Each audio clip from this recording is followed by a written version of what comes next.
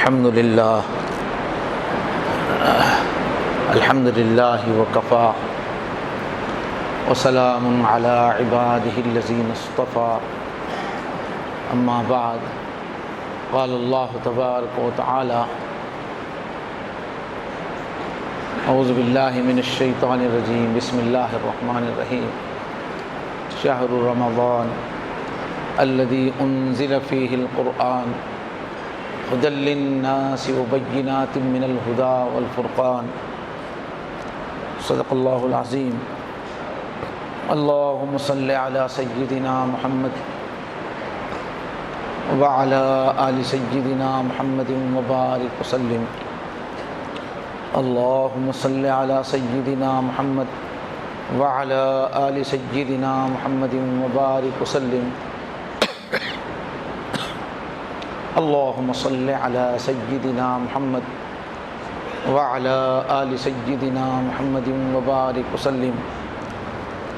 بہت ہی احترام، عزت اور اکرام کے لائق بزرگ اور عزیز دوستو، آج کا جمعہ اس لحاظ سے اہم ہے کہ اللہ کے نبی رمضان سے پہلے والے جمعہ میں رمضان کا شوق پیدا فرماتے تھے، فضائل بتاتے تھے۔ اگر رمضان کے فضائل ہمارے دل پر اثر کر دیں تو پھر سارا رمضان ہمارا ٹھیک ہو جائے گا، قیمتی ہو جائے گا، اور ایک رمضان ہماری پچھلی ساری زندگی کے گناہوں، کمیوں کو ختم کر دینے کے لیے کافی ہے۔ ہمارے دنیا کے آئندہ کے مستقبل اور آخرت کے چمکنے کے لیے ایک رمضان ہی کافی ہے۔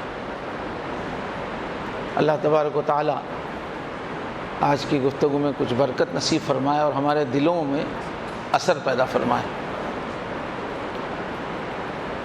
اللہ کے نبی صلی اللہ علیہ وسلم خطبہ ارشاد فرماتے تھے، یا ایھا الناس، اے انسانو، قد اتاکم شہر عظیم شہر مبارک، بے شک اب تمہارے پاس آ گیا ہے ایک بہت ہی عظمت والا مہینہ، بہت ہی بڑا مہینہ اور برکت کا مہینہ، جس میں خوب نفع ظاہر ہوتا ہے، روحانی نفع اللہ تعالیٰ کی طرف سے خوب فائدہ بندوں کو پہنچتا ہے۔ اور یغشاکم اللہ فیہ، اس پورے مہینے میں اللہ تعالیٰ تم سب کو اپنی آغوش میں بھر لیتے ہیں، اور پورا مہینہ رحمت نازل کرتے رہتے ہیں، اپنا پیار برساتے رہتے ہیں، اور تمہارے گناہوں کو جھٹک کر جھاڑ کر تم کو پاکیزہ کرتے ہیں۔ لمبا خطبہ ہے، تو اللہ کے کرم سے ہماری زندگی میں پھر ایک مرتبہ رمضان کی آمد ہے۔ یہ مہینہ اس لائق ہے کہ ہم دل و جان سے عبادتوں پر اور اللہ کو راضی کرنے میں جٹ جائیں۔ اس مہینے میں یوں سمجھنا چاہیے کہ اب ہمارے اور جنت کے بیچ میں بس 30 دن کا فاصلہ ہے، رمضان آ جائے تو 30 دن کی تھوڑی سی محنت، جستجو انسان کو جنتی بنا دے گی۔ لیکن جو چیز قیمتی ہوتی ہے اس کی ناقدری کریں تو سزا بھی سخت ہوتی ہے۔ اس لیے اگر ہم نے رمضان کو بے فکری سے، بے توجہی سے گزارا اور رمضان میں اللہ کو منا نہیں سکے، مغفرت حاصل نہیں کر سکے، تو ایسے سست، کاہل، لاپرواہ آدمی کو اللہ کے نبی نے بد دعا دی ہے، اور حضرت جبرائیل علیہ السلام نے اس پر آمین کہی۔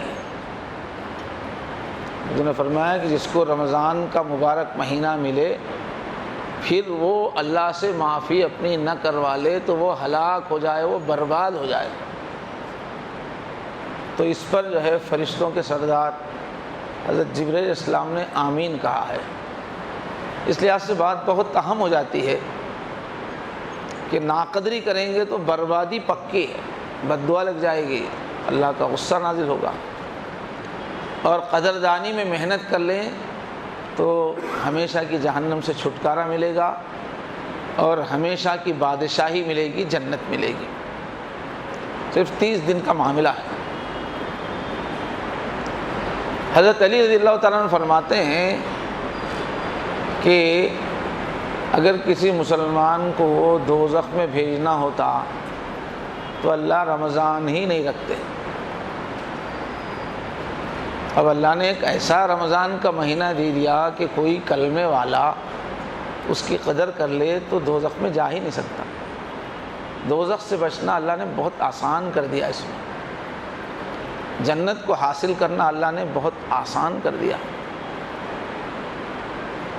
شیطان کو باندھ دیا جاتا ہے، اس کو بے بس کر دیا جاتا ہے تاکہ وہ ہمارے جنت میں پہنچنے میں رکاوٹ نہ ڈالے، اور پھر ہم کو خوب ترغیب دی جاتی ہے اللہ کی طرف سے کہ بس سامنے جنت ہے، بھاگ جاؤ، داخل ہو جاؤ، قبل اس کے کہ شیطان پھر سے تم پر حملہ آور ہو جائے، تم جلدی سے محفوظ ہو جاؤ، دوزخ سے نکل جاؤ، جنت میں چلے جاؤ۔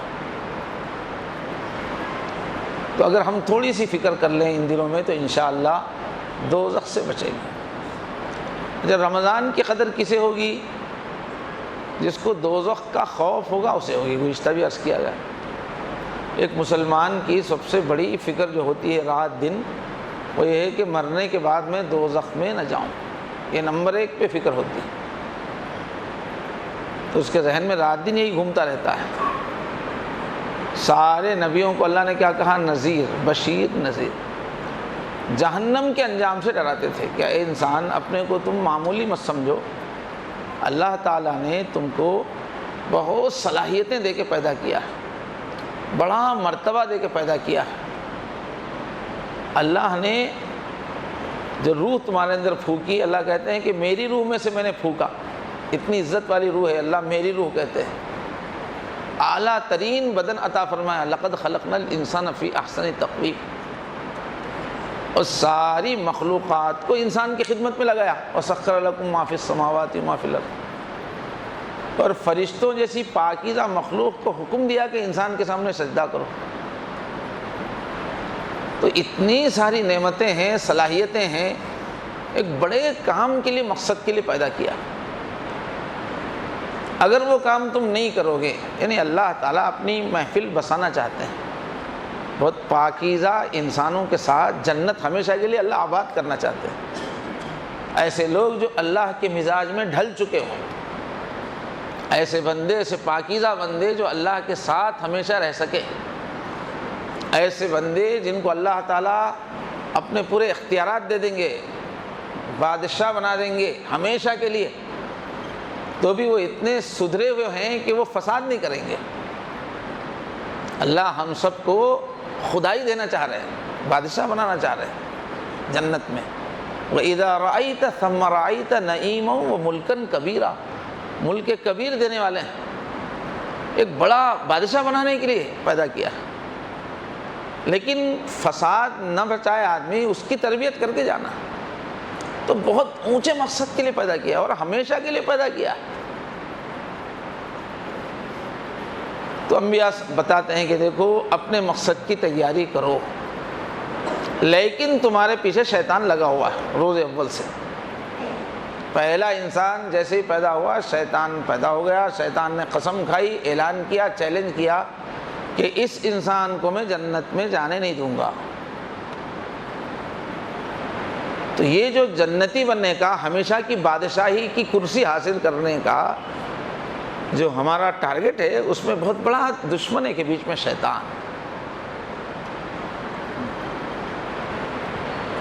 تو یہ ایک کشمکش کی دنیا ہے، اور کبھی بھی بڑا عہدہ کشمکش کے بعد ہی ملتا ہے، آسانی سے تھوڑی ملتا ہے۔ تو یاد دلایا کہ دیکھو خبردار، دشمن تمہارے پیچھے ہے، وہ تم کو جہنم میں پہنچانے کے لیے پوری ایڑی چوٹی کا زور لگائے گا۔ پھر اس دشمن کے ساتھ اور 3 سپورٹرز ہیں جو آدمی کو جنت میں جانے نہیں دیتے۔ شیطان کے ساتھ ساتھ ہمارا اپنا نفس ہے جو ہمارے اندر ہے۔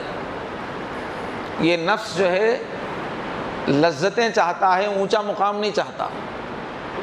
مزے چاہتا ہے۔ یہ نفس ہمارا اندرونی دشمن ہے جو شیطان سے ملا ہوا ہے، مسلسل ہم کو خواہشات میں لگا کر اونچائی کے راستے پہ جانے نہیں دیتا، جنت کے راستے یہیں مزے کرو۔ پھر تیسرا دشمن ہی یہ دنیا ہے، جس کو بہت ہی سجایا گیا ہے، آراستہ کیا گیا ہے، اور خاص طور پہ یہ آخری دور میں دنیا بہت حسین ہو گئی ہے، بہت خوبصورت سہولتوں والی ہو گئی ہے، تو یہ دنیا اپنی طرف کھینچتی ہے کہ آؤ میرے بندے بنو، مجھے حاصل کرو، میں ہوں اصلی جنت، یہ دنیا بولتی ہے۔ یہ تیسرا دشمن ہے جو ہم کو جنت میں جانے نہیں دیتا، جو ہماری اصلی کرسی ہے، جو اصلی ہماری بادشاہت ہے، جو اصلی ہمارا مقام ہے، جو صلاحیتیں لے کے ہم پیدا ہوئے ہیں، جنت سنبھالنے کی صلاحیت ہے۔ اور چوتھے ہمارے دشمن یہ ہمارے عزیز و اقارب ہیں، بیوی، بچے اور جگہ جگہ جو ہمارے ساتھ رہنے والے، یہ ایسے غافل ہیں، ایسے یہ ہم کو ہمارا مقصد بھلا کے روزمرہ کی مصروفیات میں گم کر دیتے ہیں۔ تو ان چار دشمنوں کو دور ڈھکیل کر بھی جنت میں جانا ہے۔ تو انبیاء نے آ کے بہت چونکایا، بہت یاد دلایا کہ اپنی اصلی منزل تک پہنچو، وہ محنت کا راستہ ہے، وہ سستی کا راستہ ہے۔ لقد خلقنا الانسان فی کبد، محنت کر کے تمہارا مقام تم کو حاصل کرنا ہے۔ بہت صلاحیتیں اللہ نے دی، مگر اس کو وجود ملا، اپنے صلاحیتوں کو ڈیولپ کرو، اندر سب کو چھپاؤ ہے، اس کو باہر لاؤ۔ اس کے لیے محنت کا نمونہ ہے حضور پاک صلی اللہ علیہ وسلم کی زندگی، ان کی پیروی کریں گے تو اندر کی پوری روحانی خوبیاں وہ نکھر کے سامنے آئیں گی، جنت کے قابل بنیں گے۔ مگر ساتھ میں برابر ڈرا رہے ہیں کہ اگر تم نے یہ کام نہیں کیا، اللہ نے اتنے سارے انتظامات کیے، تم نے یہ کام نہیں کیا، پستی میں چلے گئے تو زبردست دوزخ ہے، سزا ہے۔ حدیثوں میں آتا ہے کہ روزانہ آسمان میں آواز لگتی ہے، کاش یہ انسان پیدا نہ ہوا ہوتا،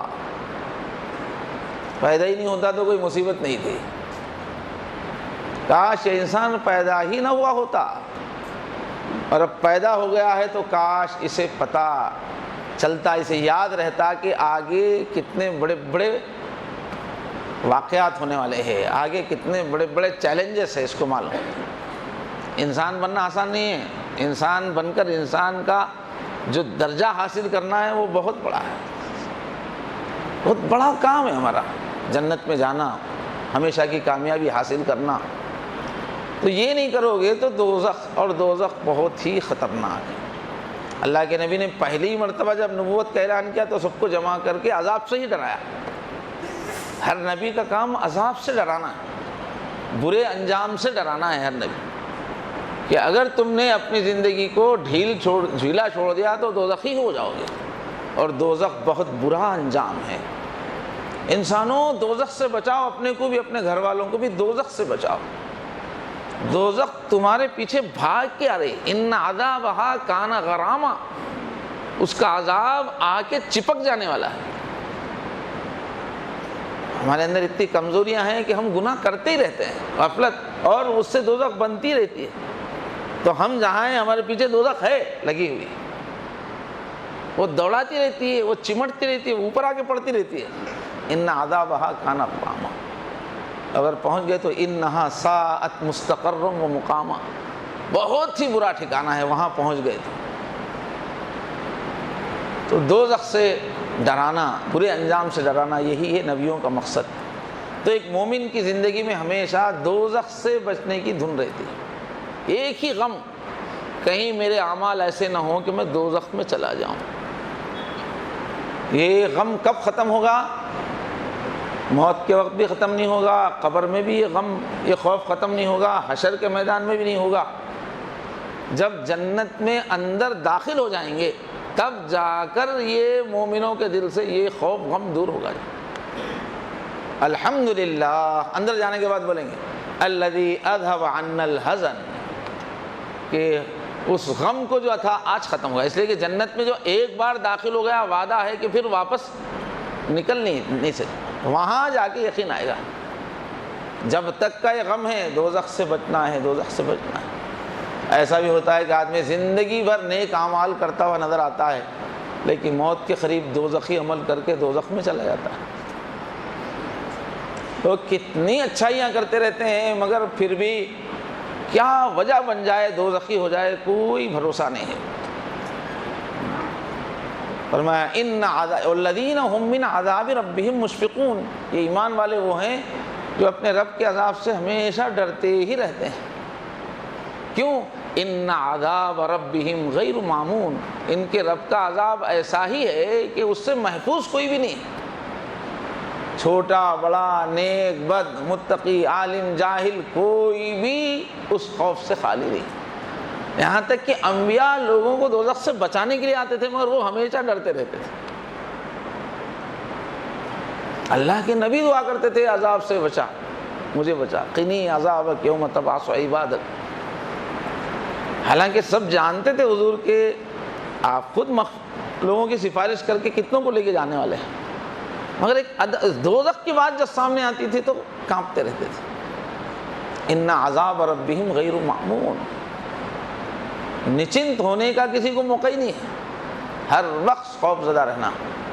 یہ خوف زدہ رہنا دوزخ سے یہ ہمارے ایمان کا ایک رنگ ہے۔ اللہ چاہتے ہیں کہ ایمان والے خوف زدہ رہیں، جیسے ایک حکومت چاہتی ہے کہ ہماری پبلک لا اینڈ آرڈر کی پابند رہے، قانون کا خوف رکھے، اللہ چاہتے ہیں کہ ہر ایمان والا دوزخ کا خوف رکھے۔ یہ ہماری بندگی کا ایک حصہ ہے، وہ ان کی خدائی کی ایک شان ہے کہ لوگ ان سے ڈرتے رہیں، لوگ بے خوف نہ ہوں۔ یہ ان کے مرتبے کا تقاضا ہے کہ لوگ ڈرتے رہیں، ان کی بے نیازی کا تقاضا یہ ہے کہ لوگ ہمیشہ ڈرتے رہیں، کبھی لوگ بے فکر نہ ہو جائیں۔ اور یہ بہت بڑی نیکی ہے دوزخ سے ڈرتے رہنا۔ سورہ رحمان میں فرمایا کہ اور اعمال کے لیے جنت الگ دیں گے، اور جو دوزخ سے ڈرتا رہتا تھا اس کے بدلے میں الگ جنت دیں گے۔ وَلِمَنْ خَافَ مَقَامَ رَبِّهِ جَنَّتَانِ، اور جو قیامت سے ڈرے گا، اللہ کے سامنے کھڑے ہو کے حساب دینا ہے، ڈرتا رہے گا، اس کو 2 جنتیں ہیں۔ ڈرنے کی الگ سے جنت ہے۔ تو میرے دوستو، خوف خدا، خوف آخرت، خوف جہنم پیدا کرنا بہت ضروری ہے۔ اگر وہ نہیں ہے ہمارے اندر تو ایمان ہمارا جو ہے ناقص ہے، ہماری نجات پھر مشکل ہے، نہیں ہو سکتی۔ خوف ہونا ضروری ہے مومن کے اندر، چاہے جتنی نیکی ہو، تقوی ہو، کچھ ہو، خوف خدا ایمان کا حصہ ہے۔ تو جہنم کا خوف اور جنت کی طلب، رات دن طلب ہونی چاہیے، جنت چاہیے۔ اتنی اچھی اللہ نے جنت بنائی ہے، اتنا اونچا مقام اللہ نے بنا کے رکھا ہے کہ ایک بندے کی بندگی کا تقاضا یہ ہے کہ ہمیشہ جنت کے شوق میں رہے۔ یہ دونوں چیزیں ہمارے اندر بہت پھیکی پڑ گئی ہیں۔ نمازی بہت سارے ہیں مگر خوف زدہ نہیں ہیں،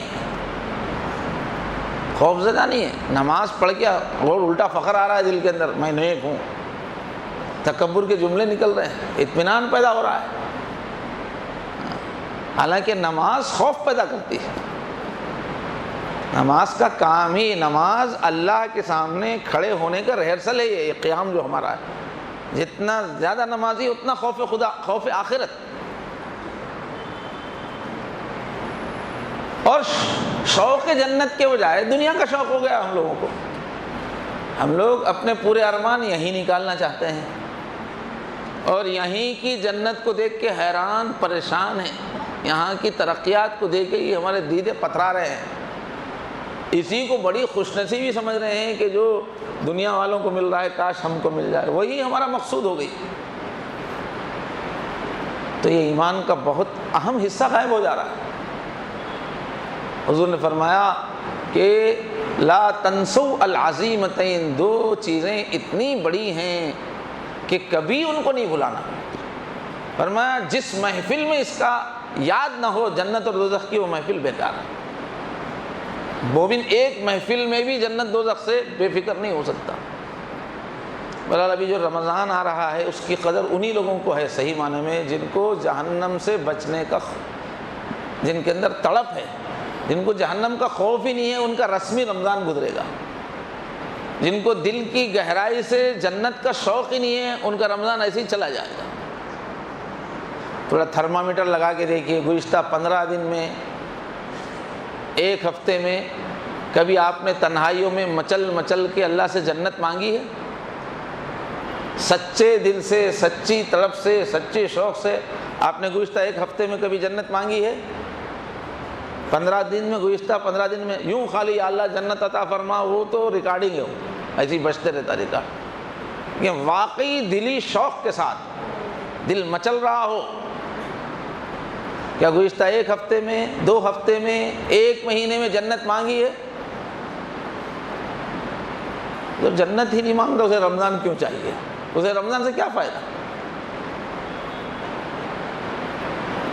تو یہ اتنا مبارک مہینہ ہے کہ دوزخ کے خوف والوں کے لیے بہت سنہری موقع ہے، وہ بے چین ہو جائیں گے اس سے فائدہ اٹھانے کے لیے، اور جنت میں جانے کا شوق رکھنے والوں کے لیے بہترین مہینہ ہے۔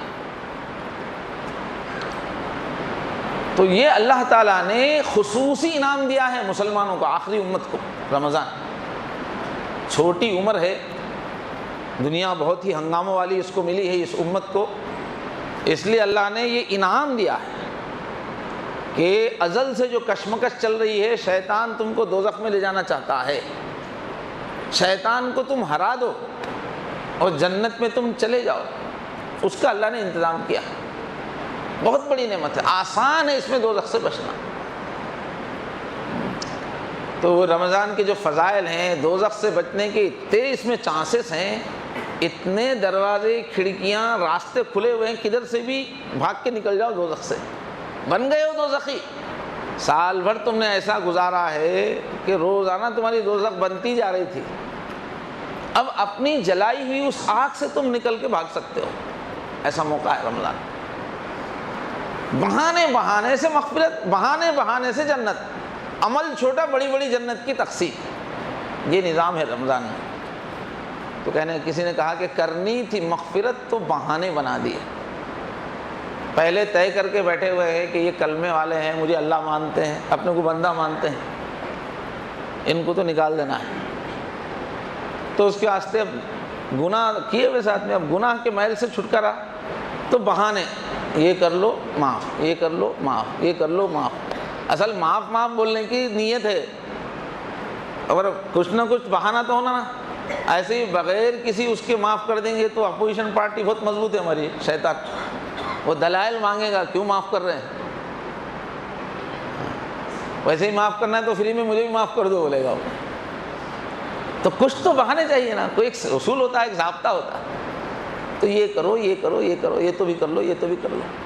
کرنی تھی مغفرت تو بہانے بنا دیے، جنت میں مومنوں کے ٹھکانے بنا دیے۔ تو ہمارے جو مربی ہے وہ بڑا بہترین ایک نکتہ بتاتے ہیں کہ رمضان کیا ہے، کلمے والوں کو شیطان کی، انسان کی اس کشمکش میں جتا دینے کا ایک منصوبہ ہے۔ یہ شیطان اور اس کو پورے لشکر سب مل کر انسان کو جنت سے روک کے جہنم میں جو پہنچانا چاہ رہے ہیں، ایک کشمکش چل رہی جب سے دنیا بنی، پہلا انسان پیدا ہوتے ہی یہ لڑائی چل رہی ہے کہ انسان جنت میں رہنا چاہتا ہے، دوزخ سے بچنا چاہتا ہے، شیطان اس کو نکالنا چاہتا ہے، ایک لڑائی چل رہی ہے۔ اب اللہ تعالیٰ، یہ جو لڑائی چل رہی ہے انسان اور شیطان کی، اس میں اللہ تعالیٰ کی کیا پوزیشن ہے؟ اللہ کہاں ہے؟ اللہ تعالیٰ ایک دم نیوٹرل ہے کیا؟ لڑ لو، کچھ تو بھی کر لو، جو زیادہ زور لگایا وہ کامیاب نہیں۔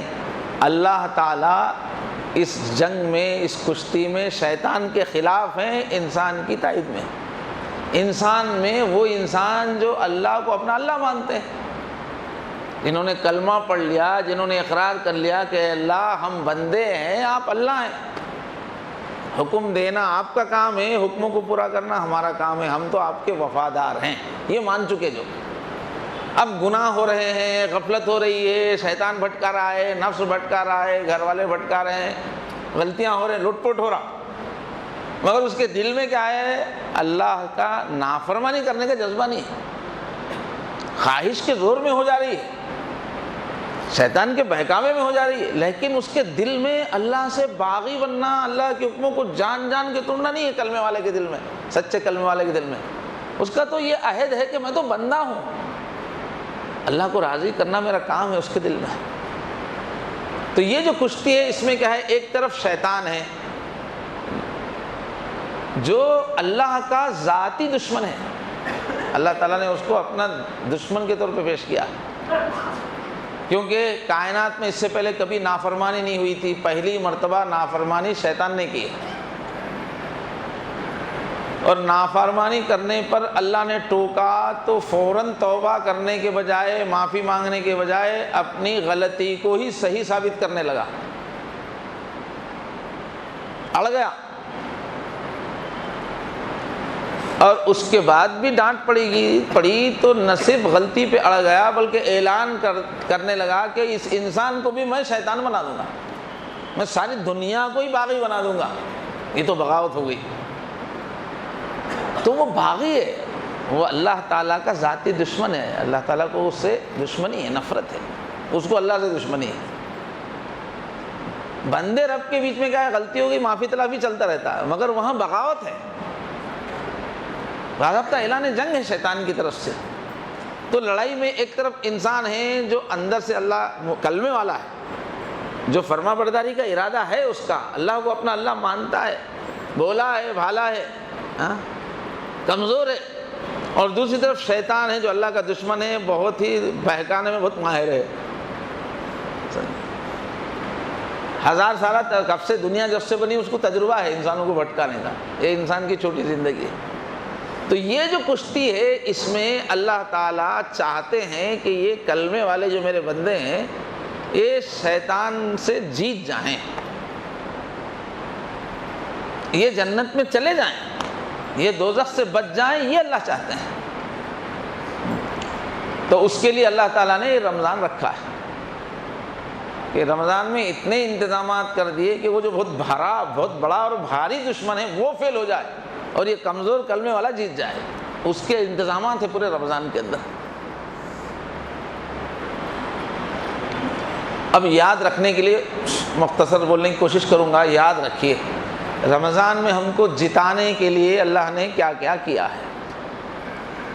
پہلا یہ اعلان ہے، جیسا کہ ابھی حدیث کے الفاظ پڑھے گئے، یہ پورا مہینہ اللہ نے طے کر دیا کہ یہ کلمے والوں کے ساتھ میرے پیار کے دن ہیں، میری رحمت کا سیزن ہے یہ۔ جیسے قیامت کے دن اللہ تعالیٰ، قیامت کا دن 50,000 سال کا ہے، اس کا ابتدائی حصہ اللہ کے کامل غضب کا ہے، جلال کا حصہ ہے۔ اللہ اتنے جلال میں ہوں گے کہ انبیاء ڈر رہے ہوں گے اللہ کے سامنے جانے کے لیے، حساب شروع کرنے کی درخواست کرنے کے لیے ڈر رہے ہوں گے انبیاء۔ تو وہ جیسے جلال کا دن ہے، ایک شان ہے اللہ کی، ہر وقت الگ الگ شان ہوتی ہے، کل یوم ہوا فی شان۔ تو رمضان میں اللہ، قیامت کے دن اللہ کی جو شان ہے وہ جلال کی شان ہے ابتدا میں۔ رمضان کے لیے اللہ نے اپنے لیے طے کیا ہے یہ میری رحمت کی شان ہے، اس میں اللہ کے اندر کا پیار ظاہر ہوگا ایمان والوں کے واسطے۔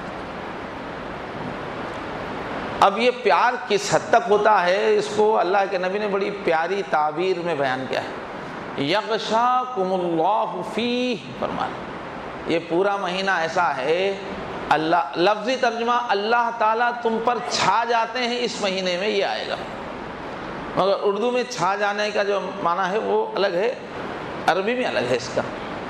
شوہر میاں بیوی کی ملاقات کے لیے بھی یہی لفظ استعمال ہے قرآن میں، فلما تغشاہا، جب میاں بیوی ملتے ہیں اور حمل ٹھہرتا ہے کی بات آئی ہے، تو چھا جانے کا مطلب کیا ہے، آغوش میں لینا، لپٹا لینا۔ جیسے اردو میں بولیں گے کہ اردو میں بولیں گے تو اللہ تم کو سینے سے لگا لیتے ہیں، اللہ تم کو گلے سے لگا لیتے ہیں، اللہ تم کو گود میں اٹھا لیتے ہیں، یہ تعبیر جو نکلے گی وہ معنی ہے کہ اس پورے مہینے میں اللہ تعالیٰ کا ایمان والوں کے ساتھ معاملہ ایسا ہوتا ہے جیسے ماں اپنے بچے کو سینے سے چمٹا لے، یا جیسے مرغی دیکھی کہ سانپ آ گیا ہے، کوئی بلی آ گئی ہے، تو مرغی کیا کرتی ہے، اپنے چوزوں کو بلاتے ہیں، کٹ کٹ کٹ کٹاک بولتے، پورے چوزے آ جاتے ہیں تو سمیٹ لیتی ہے، اپنے پروں میں سمیٹ لیتی ہے۔ وہ کیفیت ہے کہ اس مہینے میں اللہ تعالیٰ پورے ایمان والوں کو محبت سے اپنے سینے سے لگا لیتے ہیں، اپنے قریب کر لیتے ہیں۔ فینزل الرحمہ، اس لیے برابر پیار برساتے رہتے ہیں۔ تو چونکہ اللہ کی رحمت کا مہینہ ہے، پیار کا مہینہ ہے، تو اپنے گناہ معاف کرا لینا بہت آسان ہے جب پیار کے موقع میں، اور بڑے بڑے وعدے لے لینا آسان ہے، بڑی بڑی نعمتیں لے لینا آسان ہے۔ اس لیے اس پورے مہینے میں ہم یہ یاد رکھیں اللہ کہ پیار کا مہینہ ہے، ماہ رحمت ہے، لینا جتنا لینا ہے لینا۔ ادھر سے پیار ہو رہا ہے اور ادھر سے بے نیازی، تو کتنا برا ہے۔ ہم فقیر ہوتے ہوئے بے نیازی کریں تو کیسا، محتاج ہیں، فقیر ہیں۔ پیار کا بدلہ پیار، رحمت کا بدلہ وہ متوجہ ہیں، انہوں نے آغوش پھیلا دی ہے، تو ہمارا کام جا کے چمٹ جانا، عبادتوں کے ذریعے، دعاؤں کے ذریعے سے اللہ کے سینے سے لگ جانے کا مہینہ ہے۔ پھر آپ آخرت کی بھی ہر نعمت لے سکتے ہیں، دنیا کی بھی ہر نعمت لے سکتے ہیں۔ اس پیار کے ساتھ ساتھ اور کیا ہے، پیار کا جوش یہ ہے، پیار میں کیا ہوتا ہے، سامنے والی کی خوبی پہ ہی نظر رہتی ہے، خرابی پہ نظر نہیں رہتی۔ جس سے پیار ہوتا ہے اس کی خوبیاں، اس کے کمالات دیکھے جاتے ہیں، بولے جاتے ہیں۔ تو ایمان والوں کے پیار کی وجہ سے اللہ کیا کریں گے، اپنی پیار کی محفل میں پورے کائنات کی جو پارلیمنٹ ہے اس کو بھی ملا لیں گے۔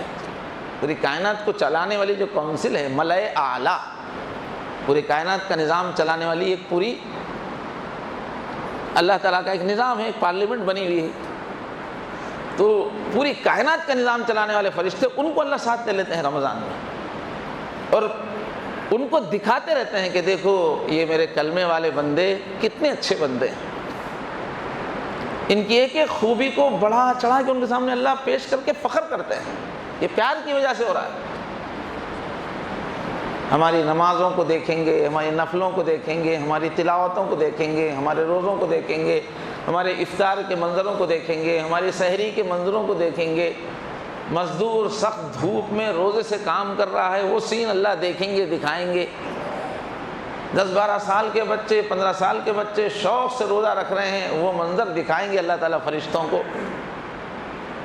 کوئی آدمی بوڑھا ہونے کے باوجود ہمت کر کے، اجازت ہے پھر بھی روزے رکھ رہا ہے۔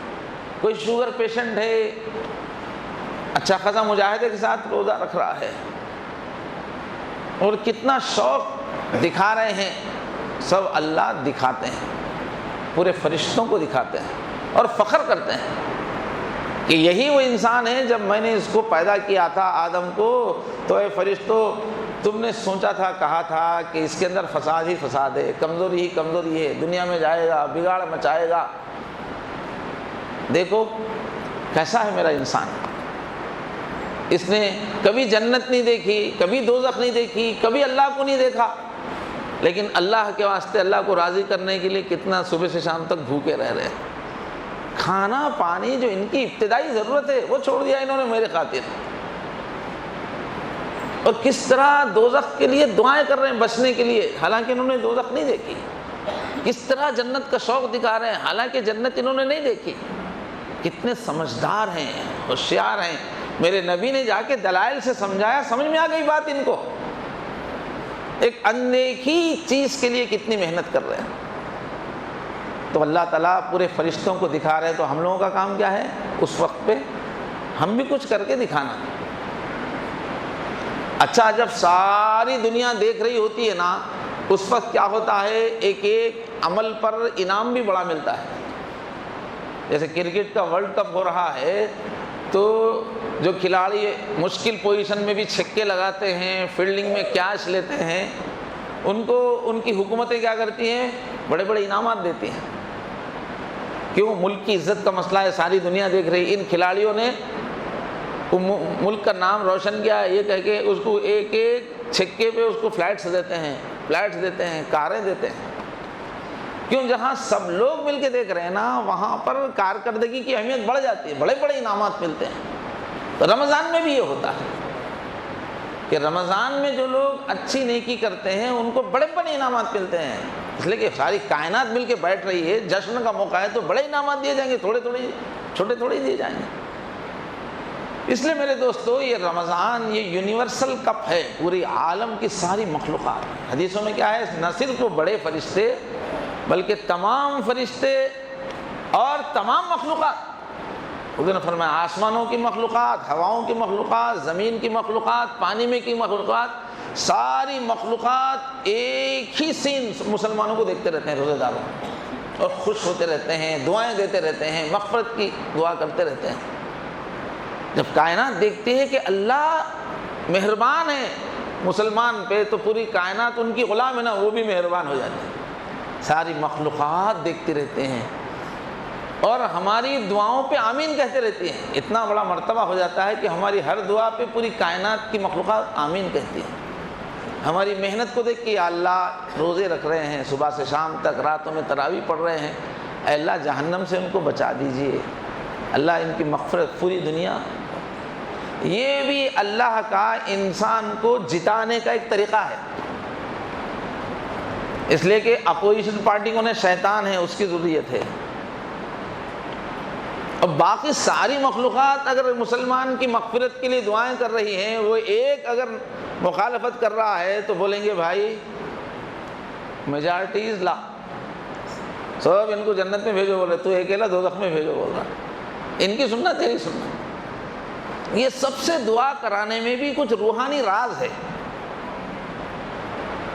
ان سب کی دعاؤں کا قیامت کے دن اثر ہونے والا ہے، فیصلوں پہ اثر انداز ہونے والے ہیں، اس لیے سب سے دعائیں کروا رہے ہیں۔ یہاں تک کہ فرمایا جنت بھی رمضان میں ہمارے واسطے دعا کرتی رہتی ہے۔ ایک مستی کی کیفیت اہل جنت میں ہوتی ہے، وہ بے چین ہوتے ہیں ہمارے لیے، کہاں ہیں جنتی ہمارے، اور وہ تڑپ تڑپ کے مانگتے ہیں۔ تو یہ جنت سے دعا کیوں کروا رہے ہیں اللہ تعالیٰ، حوروں سے کیوں دعا کروا رہے ہیں رمضان میں ہمارے لیے، غلمان سے کیوں دعا کروا رہے ہیں؟ یہ سب شیطان کو فیل کرنے کی اسکیم ہے، ایک نظام ہے اللہ کا روحانی۔ حوریں تو کیا ہے، ایک بہت پیاری مخلوق ہے، اہل جنت بہت پیاری مخلوق ہے، ان کی دعا کیسے رد کی جائے گی؟ اور اتوں سے دعا کروا کے اس کو کوڑے دان میں ڈالنا ہے تو دعا کیوں کروا رہے ہیں؟ ایک عالمی ایک نظام چل رہا ہے کہ مسلمان چلا جائے جنت میں، دوزخ سے بچ جائے، یہ سب اللہ نظام چلا رہے ہیں۔ اس واسطے میرے دوستو رمضان میں سستی کرنا بہت بڑی نادانی ہے، بہت بڑی بزدلی ہے، بڑی بیوقوفی ہے۔ اگر ہمارے اندر ایمان نہیں ہے تو کچھ بھی کرو، آپ کو جنت ہی نہیں چاہیے تو جاؤ ناچو کہیں بھی، لیکن جنت چاہیے، دوزخ سے پناہ چاہیے تو ہماری محنت میں شیطان ایک مخالف تھا تو اس کو باندھ کے سمندروں میں پھینکوا دیتے ہیں رمضان میں، مخالف پارٹی سمندر میں، اور پوری کائنات ہماری موافق پارٹی سب ہمارے لیے دعا کرتے ہیں۔ اس میں ہماری تھوڑی سی محنت کام آ جاتی ہے، ہم تھوڑی سی بھی محنت نہیں کریں گے تو مخلوق کس بنیاد پہ ہمارے لیے دعا کرے گی؟ کچھ بھی محنت کریں گے تو وہ دعا کام آئے گی۔ اس لیے میں بھی ارادہ کرتا ہوں، کمزور آدمی ہوں، آپ بھی ارادہ کریں، رمضان میں ہم محنت کریں گے، فرشتوں کو، مخلوقات کو بتانا ہے کہ انسان اللہ کا چاہنے والا ہے، اللہ کے لیے جاگتا ہے، اللہ کے کلام میں یہ کھوتا ہے، اللہ کے سامنے رکوع سجود کرتا ہے، اللہ کو منانے کی دھن رکھتا ہے، یہ بتانا ہے مخلوقات کو۔ تو انشاءاللہ ہم سب ارادہ کریں کہ رمضان میں ہم خصوصی طور پر زیادہ محنت کریں گے اللہ کو راضی کرنے کی، کریں گے انشاءاللہ، دوزخ سے بچنے کی خوب فکریں کوششیں کریں گے، جنت کو حاصل کرنے کے لیے کچھ جوش و خروش دکھائیں گے۔ یہ دکھانے کا وقت ہے، ورلڈ کپ چل رہا ہے اور ہمارے کھلاڑی جو ہے پورے کیمرے، ساری دنیا کیمرے میں دیکھ رہی، اور وہ کیچنگ کی جگہ فیلڈر اونگ رہا ہے تو کتنی بے عزتی کی بات ہو جاتی ہے، ہنسی ہو جاتی ہے، بڑی سزا ہو جاتی ہے، ساری دنیا دیکھ رہی ہے، یہ کیا ہے ہندوستان کا، ہمارے ملک کا فیلڈر سو رہا ہے۔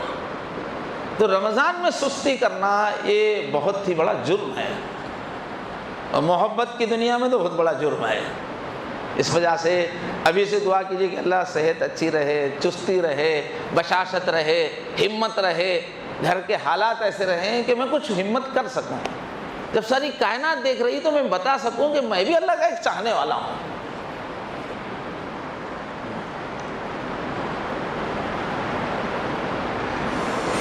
تو اور بھی کئی پہلو ہیں، یہ پہلے ابتدائی 1-2 پوائنٹ تھے، انشاءاللہ اگلے بیانات میں بات آئے گی، لیکن اتنی چیزیں ہی ہماری غیرت کو للکارنے کے لیے کافی۔ بندے ہیں تو ذرا بندگی دکھاؤ، اس کے لیے جو ہے ابھی سے چوکنا ہونا ہے اور اپنا ٹائم ٹیبل سیٹ کرنا پڑے گا اس کے واسطے۔ عام دنوں میں جتنا وقت ہم آفس پہ لگا رہے ہیں، کمائی پہ لگا رہے ہیں، آرام پہ لگا رہے ہیں، وہی سیٹ اپ رمضان میں رکھیں گے تو رمضان کے لیے الگ سے وقت کہاں سے آئے گا؟ اس واسطے اپنی رمضان میں مصروفیات کو چینج کرنے کا پلان بنانا چاہیے، سوچ سمجھ کے۔ کتنے کام ایسے میرے کمائی کے، ضرورت کے، جس کو میں چھوڑ نہیں سکتا، تو میں اس کو کم سے کم کیسے کروں گا، کیسے سیٹ کروں گا۔ میں بیٹھ کے سنجیدگی سے اپنا پروگرام بنائیے، اہتمام سے وقت رکھیے نکال کے، یہ وقت تلاوت کا ہوگا میرا، یہ وقت میرا نوافل کا ہوگا، اور افطار سے پہلے میں ادھر ادھر بزی نہیں رہوں گا۔ ایسا سیٹ اپ کر لینا کہ افطار سے کم 20 منٹ پہلے مصلی پہ رہنا، افطاری کے سامنے نہیں بیٹھنا، افطاری کسی کمرے میں لگی رہے گی، عین وقت پہ آپ جائیں گے افطار کریں گے، اس سے پہلے آپ ایک 10 منٹ 7-8 منٹ تنہائی میں گزاریے افطار میں، اس لیے کہ وہ خوب لینے کا وقت ہے۔ تراویح آپ کی اچھی ہو، اس کے لیے آپ کو پلاننگ کرنا پڑے گا۔ عام دنوں میں جتنی محنت کر رہے ہیں آپ دنیاوی لائن کی، اتنی ساری محنت کر کے تراویح میں آ کے کھڑے ہو جائیں گے تو بہت بوجھل لگے گی، تراویح مشکل لگے گی، بشاشت نہیں رہے گی۔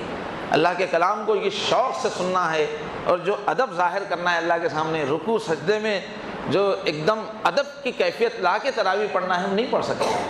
اس کے لیے دن میں کچھ سونے کا نظم ہونا چاہیے، کچھ آرام کرنے کا، کچھ بنائیے، کوشش کیجیے، کچھ کوشش کریں گے تو اچھا رمضان گزرے گا۔ خالی رمضان رمضان رمضان بولنے سے تو اچھا نہیں گزرے گا، انتظامات کرنا پڑتا ہے۔